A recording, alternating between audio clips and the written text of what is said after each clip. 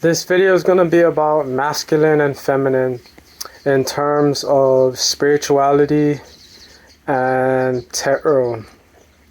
So, in tarot, when we talk about masculine and feminine, especially when it deals with the cards, we're just talking about energy. It could be either gender, so we're not necessarily talking about gender, we're more talking about the energy that the person embodies. So masculine energy would be very focused, directive, confident and projecting. Kind of like the phallus, the male phallus. It gets hard, it's directive. When it's stimulated, you ejaculate. So that could be a form of manifestation. But yeah, it's very driven. That type of energy is driven, it's focused, but it's also protective and supportive as well. Supportive, protective, pretty much everything that you would see in a father figure, but just think about it in terms of just energy. So on the other side would be feminine. Feminine would be like the vagina, so it's very nurturing. It's deals with darkness, subconscious, going within. It's emotional. It's creating a safe space, holding space for the masculine, like as if you were having sex. The masculine enters into the feminine, and the feminine holds space for the masculine. Yeah, that's pretty much feminine. Same thing, just like a mother figure. These would be ideal, ideal energies. Everyone embodies both. Everyone has both energies. If you're a man, a lot of men have a hard time getting in touch with their feminine and what that really means.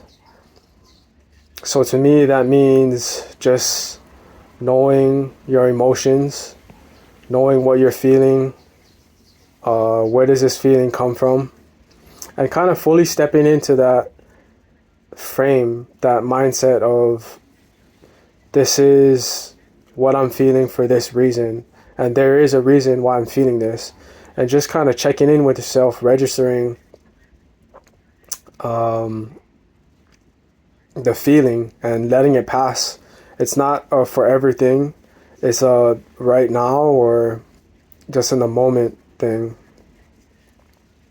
But for women, a little bit different. They have monthly cycles, which they lose blood. They have the period, and then it creates a imbalance in their body.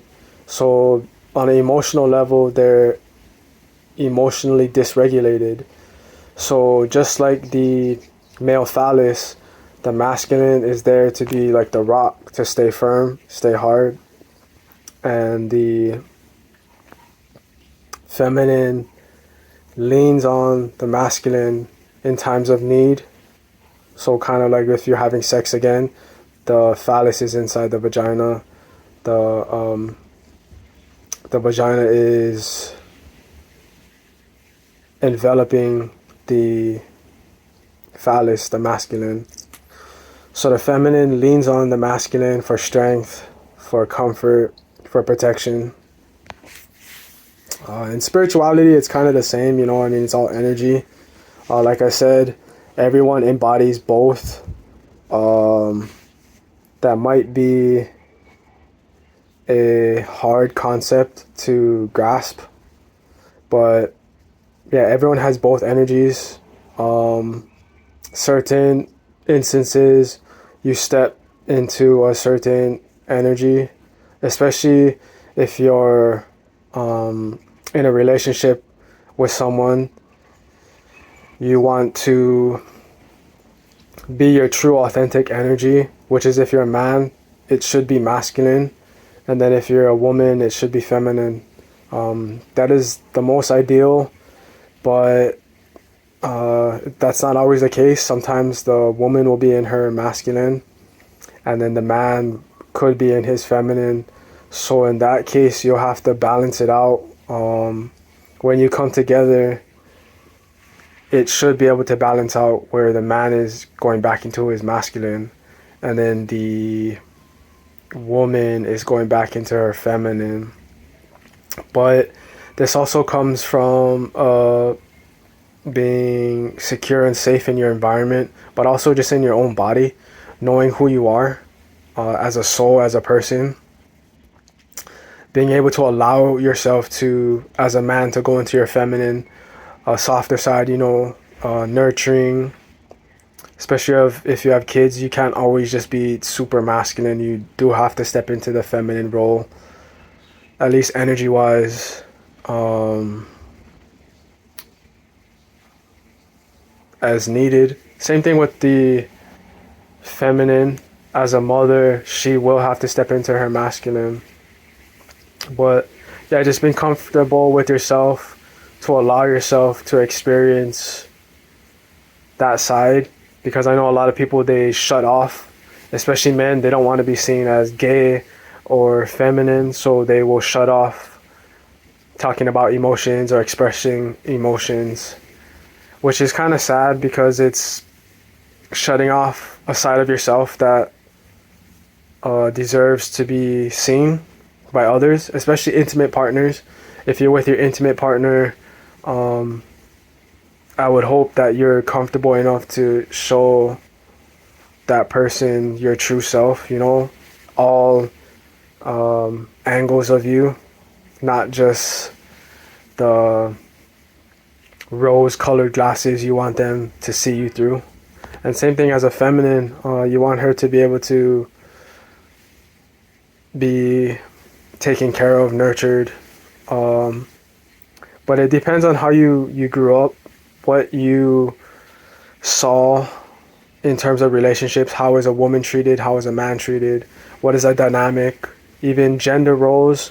I know I said the masculine and feminine energy doesn't depend on gender, but in terms of growing up, you may have seen that men operate in a certain way. They're leaders, they provide for women, and then you might have seen that women are more of a caring, nurturing role, so they might not work, they'll stay home, or they'll do jobs like nurses, or kind of more of a feminine role. But then now that time has gone by, the roles, especially of the family dynamic, have changed. So the energy is still there, but it's not fully being expressed in the way that it was meant to. But it also depends on culture as well too, because certain cultures, the women work and then the men will cook. So it depends really on how you grew up, your culture, and then once you get to a certain point, you're now responsible for your own perspectives and seeing why you believe what you believe and taking full accountability for your perspective and your actions. So yeah, the best person is able to switch between the energies freely. They don't have any blockages.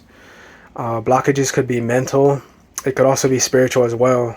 Maybe you had some type of trauma when you were younger, so spiritually your soul was split, and to heal that, you might have to go through actual therapy, or you may have to do like a ritual.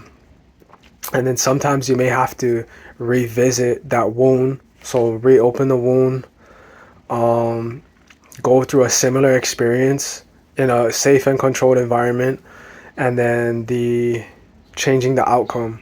So it's like a kind of like how people say you cannot distinguish between if it's real or not. So in terms of like visualizing, if you're visualizing you're running a race, your body thinks it's running a race. So similar in that sense is putting yourself back in those situations to relive the trauma, but changing the outcome so your body has a different template to go off of. It's also creating a new neurological pathways fire in certain sequences. So the more you do it with that pathway, that becomes the normal. And because you're dealing with trauma, your body will automatically go through the pathway that involves fear or pain.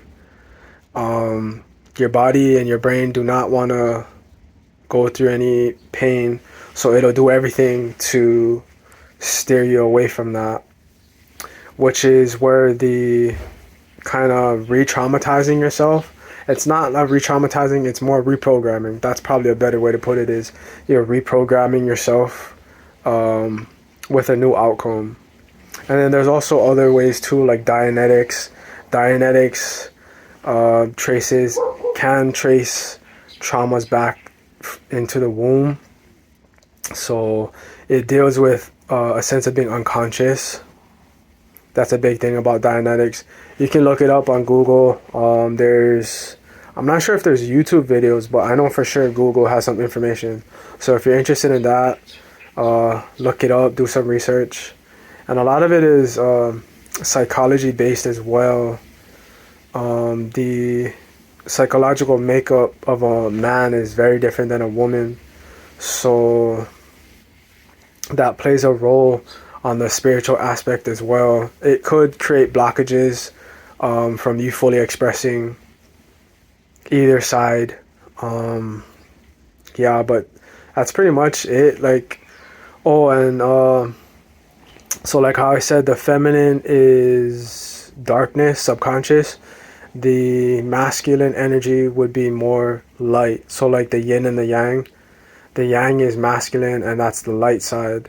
And the yin is feminine, which is the dark side. Just because of the, like I said, the body, the physical body, the female anatomy has the vagina, which is, darkness. That's where the baby is coming from. That's where it's formed. So yeah, darkness, subconscious. And then masculine would be more conscious, just because it protrudes out. But yeah, it's pretty much it for masculine and feminine energy.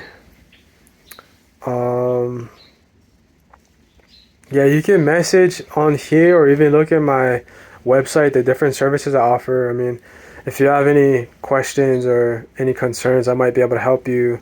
Or if not, I may be able to refer you to some other people. So yeah, I mean, be on the lookout for other videos as well. I normally talk about, on this channel, this is Manifest.